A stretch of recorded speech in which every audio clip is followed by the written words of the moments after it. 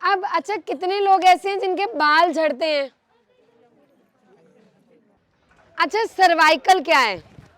आपकी गर्दन का ये वाला हिस्सा जिसको हम मणके बोलते हैं, इन हिस्सों में गैप जो है वो आने लग जाता है या हड्डियां सिकुड़ने लग जाती हैं। तो आपने क्या करना है, मिश्री होती है ना धागे वाली, सबको पता है, धागे वाली मिश्री, सौंफ, काली मिर्च और बादाम।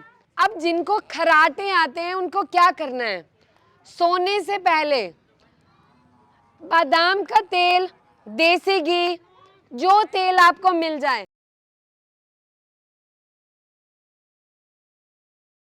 थायराइड। अच्छा, कितने लोगों को थायराइड है? आपको है। और अच्छा, कितने लोगों ने सुना है कि आयुर्वेदिक दवाइयाँ गर्म होती हैं, देसी दवाइयाँ गर्म होती हैं? किसने सुना है? नहीं होती। बहुत जगह पे ये गलत धारणाएं बनाई गई कि दवाइयाँ गर्म, अति हर चीज की बुरी। सब्जी में मसाला ज्यादा डल जाए तब गर्मी कर देता है।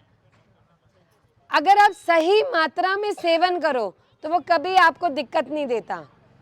तो आयुर्वेदिक दवाइयाँ कभी गर्म नहीं होती। थायराइड में ना हमने कभी कोशिश नहीं की। अगर 100 लोग हैं ना, 90 लोग आयुर्वेदा से थायराइड को खत्म कर सकते हैं। आपने ना अगले 1 महीने तक अमरूद के पत्तों का काढ़ा पीना है। रोजाना 2 अमरूद के पत्ते और हरा धनिया थोड़ा थोड़ा लिया, उसको 1 गिलास पानी में उबालना है और खाली पेट पीना है। आपको ना जो गोली आपकी ज्यादा चल रही थी वो धीरे धीरे कम होगी, और अगर आपके ग्लैंड की क्षमता है सही होने की तो वो ठीक हो जाता है। 10 साल कोई ना कोशिश करो, मानो 100 मिलीग्राम की गोली ले रही हो 75 पे आ जाओगी, 75 ले रही हो 50 पे, कुछ तो फायदा होगा ना। और साथ में मैं कुछ दवाई लिख दूंगी, उसको खाना।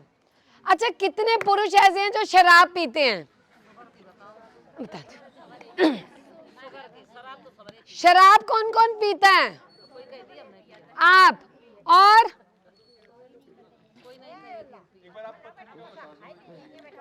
अच्छा, पथरी किस किस को है फिर शराब पे आते हैं? पथरी आपको गुर्दे में है या पित्ते की थैली में? गुर्दे में। अच्छा देखो, जिनके भी गुर्दे में पथरी होती है, पहला काम, अगर वो चूरा है छोटी मात्रा में है तो आप कुल्थ की दाल का पानी पियो। जैसे मूंग की दाल होती है ना, ऐसे कुल्थी की दाल आती है, बाजार में मिल जाती है, आप उनको बोलो कुल्थी की दाल दे दो। आपने क्या करना है, आधी कटोरी कुल्थी की दाल लेनी है और 2 लीटर पानी में उसको उबालने को रख देना है।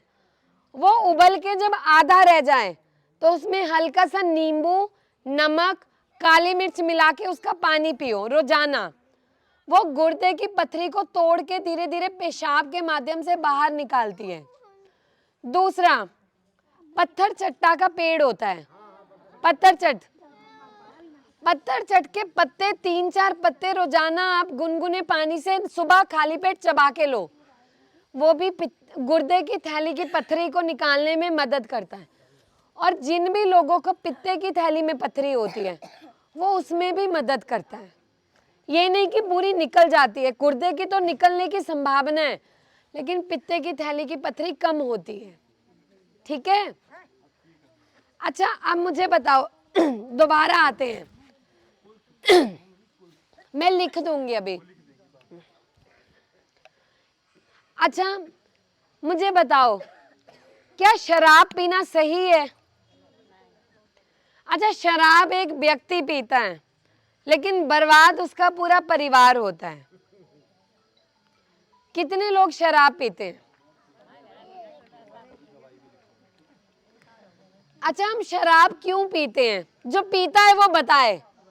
गाना नहीं गाना, 2 घुट पिला दे, वो नहीं करना। टेंशन कम करने के लिए। किसने कहा कि शराब से टेंशन कम होती है? पीने वाले। शराब से क्या होता है, कुछ समय के लिए हमारा दिमाग सुन्न हो जाता है। अच्छा, जो जो शराब पीता है एक बार यहाँ आओ मेरे पास। अच्छा देखो, कितनी हैरानी की बात है, हम शराब सबके सामने पी लेते हैं, शराब पी के बोल लेते हैं, और आज सबके सामने आने से शर्म आ रही है। खड़े होना पड़ेगा मुझे। अच्छा, कितने लोग सिगरेट बीड़ी पीते हैं? तंबाकू कितने लोग खाते हैं? अच्छा, जब हम सिगरेट की डिब्बी लेते हैं उस पे लिखा है कैंसर बनेगा, फिर भी हम पीते हैं। शराब पीने से लिवर खराब होगा, फिर भी शराब पीते हैं, है ना? और पी के क्या करते हैं? घर वाले कुछ बोलते हैं, चुप कर जा, क्यों बोल रही है, चुप रह, तू ज्यादा दिमाग चलाती है, तेरा दिमाग ज्यादा चलता है, तुझे अकल नहीं है। लेकिन क्या कभी सोचा है कि इनका प्रभाव आपके परिवार पे कैसा जाता है? आपके बच्चों के मानसिक संतुलन पे क्या प्रभाव पड़ता है? हम ना जब शराब पीना शुरू करते हैं, पहले तो पुरुष पीते थे, अब तो बहुत महिलाएं पीती हैं। क्यों? क्योंकि हमने जिंदगी का हिस्सा बना लिया। हम शराब को समझते हैं कि ये एक ना दवा का काम करता है। शराब पी, टेंशन खत्म हो गई। क्या शराब आपकी टेंशन को खत्म करता है? कुछ घंटे के लिए करता है, उल्टा आपके शरीर को खराब करता है। आपका लिवर खराब, आपका लिवर फैटी हो जाता है, पाचन खत्म हो जाता है, कुछ समय के बाद सुनने समझने की क्षमता खत्म होने लगती है, परिवार परेशान, पैसा खराब, बच्चों पे गलत प्रभाव, बच्चों आपसे कटने लगते हैं। जो लोग बीड़ी सिगरेट लगातार पीते हैं, फेफड़े खराब, खांसी रहती है, सीओपीडी जैसी बीमारियां बन जाती हैं, कैंसर बनने लगता है। जो गुटखा तंबाकू जर्दा खाता है, कुछ समय के बाद उनका मुंह इतना बड़ा तो खुलता ही नहीं है, इतने पे रह जाता है, यहां से मुंह खुलना बंद हो जाता है, चबा चबा के इन मांसपेशियों की क्षमता खत्म। लेकिन लिखने के बाद ये हमारे लिए जानलेवा बीमारी है, हमारी जान ले सकती है। कितने लोग शराब छोड़ना चाहते हैं दिल से? कोई नहीं छोड़ेगा।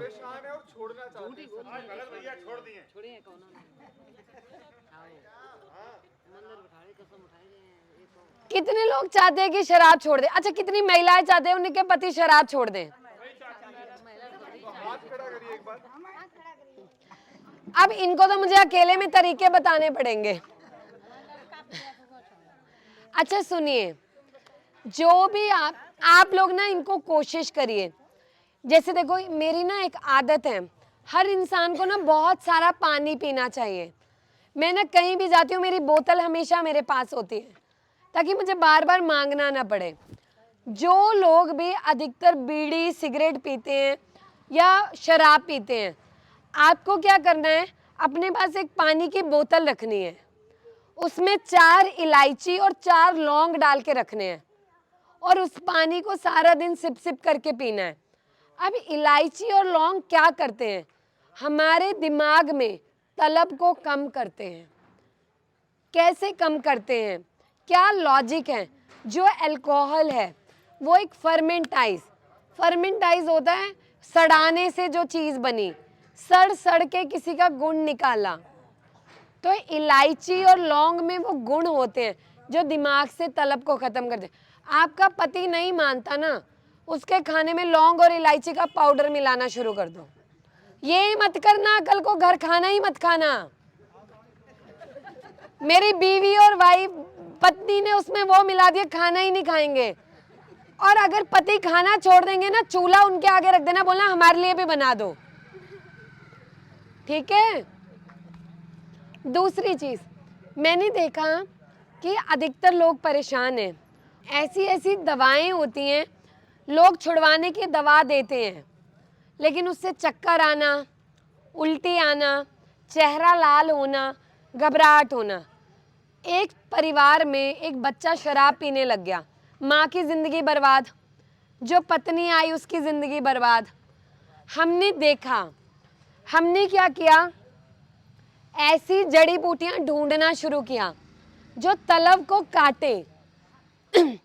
और आज हमने हजारों लोगों की शराब छुड़वाई, वो दवा जो है हम लोगों को देते हैं, जो लोग खुद से छोड़ना चाहते हैं वो खुद से लेते हैं, जो खुद से छोड़ना नहीं चाहते उनके परिवार के लोग उन्हें बिना बताए देते हैं। एक आम तौर पे एक परिवार के लिए महीने में 10-15 हज़ार रुपये बहुत ज़्यादा मायने रखते हैं, खर्चा निकलता है। लेकिन एक व्यक्ति महीने में 5 से 10 हज़ार की दारू पी जाता है, बर्बाद करता है। हमने इस दवा पे काम करना शुरू किया। ये दवा की कीमत 3,000 4,000 ऐसे रहती है, लेकिन धीरे धीरे व्यक्ति शराब छोड़ देता है, उसकी तलब खत्म होती है। कुछ व्यक्ति हमने ऐसे देखे जो नहीं छोड़ पाए, वो ऐसे देखे उनको चाहिए ही है कि तालाब बना दो वहां पे शराब का और उसमें डुबकी लगवा दो, तो वहां तो भगवान भी कुछ नहीं कर सकता। अब यमराज को बुलाना है तो बुलाएंगे ही, फिर क्या करोगे? तो एक समय के बाद परिवार भी बोलता है मर जा, नहीं जरूरत। जब खून ही पी जाएंगे तो परिवार क्या करेगा? तो आप कोशिश करिए, लौंग इलायची मुंह में रख के चूसते रहिए। जिसका शराब बीड़ी पीने का मन करे ना, लौंग और इलायची को मुंह में रख लिया करो, नहीं मन करेगा। मन को समझाओ, मन चंचल है, जैसा समझाओगे वैसा बनेगा, ठीक है? तो छोड़नी है और आप लोग मदद करिए छुड़वाने में। ऐसी कोई और बीमारी? शुगर, किसको शुगर है? बाबा को। और शुगर वाले मरीज को ना गेहूं शुद्ध फॉर्म में नहीं लेनी चाहिए, मोटा अनाज लेना चाहिए। मोटा अनाज मदद करता है शुगर को कंट्रोल करने में। या फिर आप जो आटा पिसवाते हो ना, उसको थोड़ा मोटा रखो। जब हम आटा छानते हैं तो उसका जो बरूदा होता है, बूरा हम फेंकते हैं, ब्रैन बोलते हैं हम इसको। बूरे की रोटी खाओ, शुगर में मदद करती है, शुगर को कंट्रोल करती है। शहतूत के पत्ते चबाओ, शहतूत के पत्ते शुगर को कंट्रोल करने में मदद करते हैं। अंकुरित मेथी खाओ, मेथी को पानी में भिगो के रख दो और अंकुरित करो। रोजाना एक मुट्ठी भर के अंकुरित मेथी खाओ। जामुन करेला तो पुराना हो गया, सब खाते ही हैं, लेकिन मेथी मदद करती है। फिर आपको जैतून का तेल 1 ml यानी 10 बूंद जैतून के तेल की गुनगुने पानी से रोजाना खाली पेट लो। शुगर को, इंसुलिन को एब्जॉर्ब करने में मदद करता है। जो लोग इंसुलिन के टीके लेते हैं, उन्हें मानो वो 40 यूनिट ले रहा है, में भी कुछ दिन बाद 35 की ज़रूरत पड़े, कम करने में मदद करता है। आप लोग अपनी दिनचर्या को सुधारिए, अपनी बीमारियों के बारे में चर्चा कीजिए, आराम मिलेगा, फायदा मिलेगा।